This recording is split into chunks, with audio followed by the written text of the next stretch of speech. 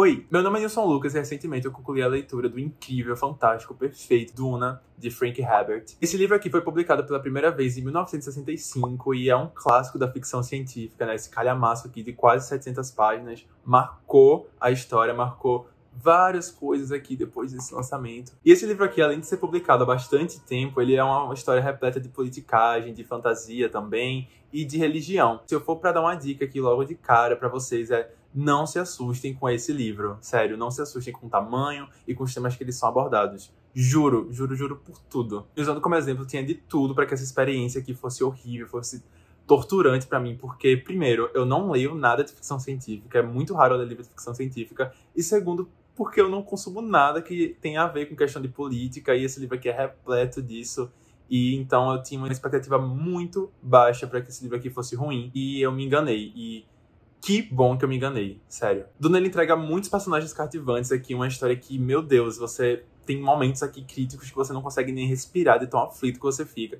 Principalmente na parte das conversas aqui que tem entre os personagens, que são conversas muito legais de se acompanhar. Mas como nem tudo são flores aqui, eu sei que esse livro tem uma escrita um pouquinho difícil, um universo um pouquinho difícil de ser digerido aqui, principalmente no começo do livro. Eu resolvi tentar facilitar um pouquinho pra quem tá pensando em começar a ler Duna. Antes de começar, eu já adianto que eu não vou contar nenhum spoiler aqui, nenhuma coisa que é muito importante aqui pro enredo aqui, a trama aqui do livro. São coisas que eu não vejo como um ponto-chave aqui pra história em si, é mais pra você ser introduzido aqui nesse universo antes de encarar essa leitura, que vale muito, muito, muito, muito a pena. Outra coisa também é, se você tá querendo já ler esse livro e quer ter uma experiência crua, assim, na lata, de entrar nesse universo, só tá com medo de ler, ó, vai sem medo, confia que você vai entender que uma hora vai fazer sentido tudo aqui que tá escrito. Esse começo meio caótico aqui de Duna vai se explicar, vai fazer sentido futuramente, então só continua com a leitura que um momento vai fazer sentido, e quando faz sentido...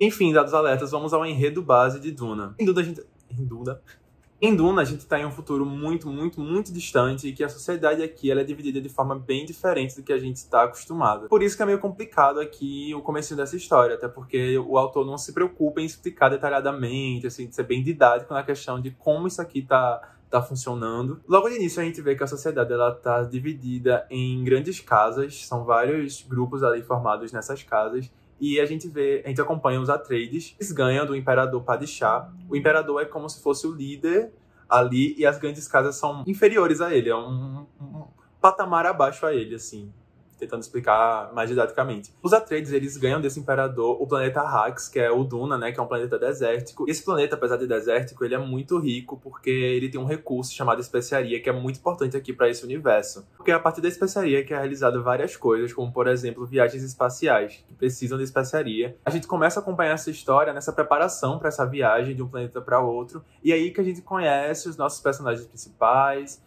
e todo o funcionamento ali da dinâmica das pessoas, das relações. O protagonista aqui, que é Paul Atreides, ele é filho do Duque Leto e da Jéssica, da Lady Jéssica. O Duque Leto e a Lady Jéssica, eles não são casados porque o Duque ele acredita que, não se casando com ela, ele vai estar aberto para que ele consiga fazer alianças mais facilmente com outras casas ali da região.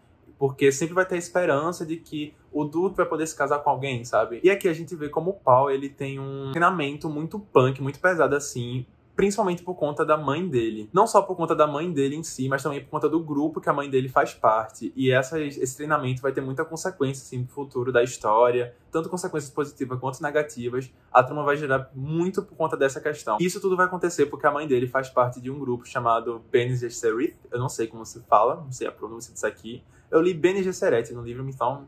A mãe dele faz parte desse grupo, e esse grupo ele tem muita influência política dentro desse universo aqui de Duna. E é só isso? Não, não é só isso. Essas mulheres aqui é um grupo feito só de mulheres, e elas fazem tudo de bem. Sério, elas conseguem decifrar se a pessoa tá mentindo, elas conseguem descobrir se tem veneno em algum canto, elas são muito bem treinadas para identificar várias coisas, e talvez o poder mais importante aqui que elas têm é o de controlar a própria fertilidade. Elas conseguem escolher o sexo da criança que elas vão ter. Lembra que eu disse que elas estão em todos os cantos aqui dessa estrutura política aqui desse livro? Então, elas conseguiram alcançar, por conta desse grande poder de influenciar as pessoas, de controlar e tal, E dentro dessa organização, elas têm um plano meio que secreto ali, meio interno, envolvendo uma profecia e um integrante homem que vai estar junto desse grupo aqui.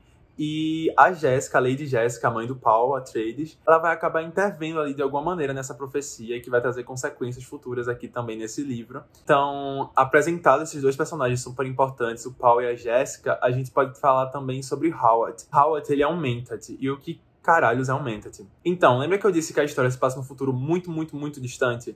Lá nesse futuro, uma pessoa, ele acabou proibindo todas as figuras robóticas, todos os computadores aqui desse universo. Os computadores foram extintos e, para substituir os computadores, foram criados os Mentats. Os Mentats são basicamente computadores humanos. É bem autoexplicativo assim o que eles são.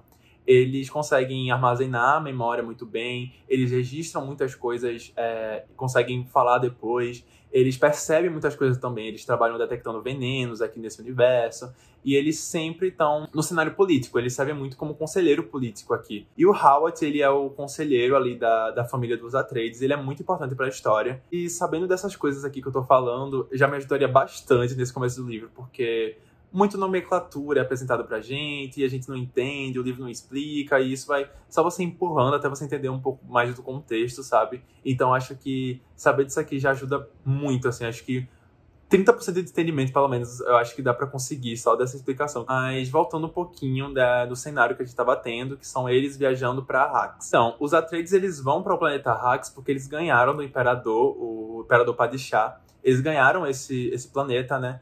Mas logo no começo, logo nos primeiros capítulos aqui desse livro, a gente já descobre que tudo isso não passa de um plano do Imperador, com uma grande casa ali também, que são chamados de Harkonnen, ou Harkonnen, não sei. O Imperador, junto com essa grande casa, eles querem derrubar os Atreides aqui, e logo no começo do livro a gente descobre que para esse plano funcionar, eles infiltram uma pessoa dentro da casa Atreides, e essa pessoa vai ser responsável para dar o start nesse plano e fazer uma traição ali acontecer, e começar a rolar as coisas aqui. A gente já sabe, desde o começo do livro, quem é o traidor que tá ali no meio dessa família, e a gente vai acompanhando as pessoas se desconfiando, as pessoas se organizando ali para cada coisa ir acontecendo, e é isso que é a magia aqui de Duna. Quando você chega nessa parte, que chega nesse cenário, você começa a engajar muito nesse livro. É um livro que as conversas são de tirar o fôlego, assim, são cenários que, meu Deus, você fica muito imersivo, assim, com a ecologia do planeta, com a política, principalmente, e principalmente porque as conversas são de pessoas muito inteligentes. São pessoas que estão tentando detectar mentira toda hora, e isso é muito bem representado aqui. É a partir daqui que eu não posso mais contar do livro, porque se eu contar mais, vai estragar a experiência, que é essa obra-prima aqui da ficção científica. Se você gostou do vídeo, não se esquece de dar um gostei, se inscrever aqui no canal e comentar aí embaixo se você já leu, se pretende ler Duna algum dia, que eu vou estar adorando saber sobre isso. E é isso, valeu, falou!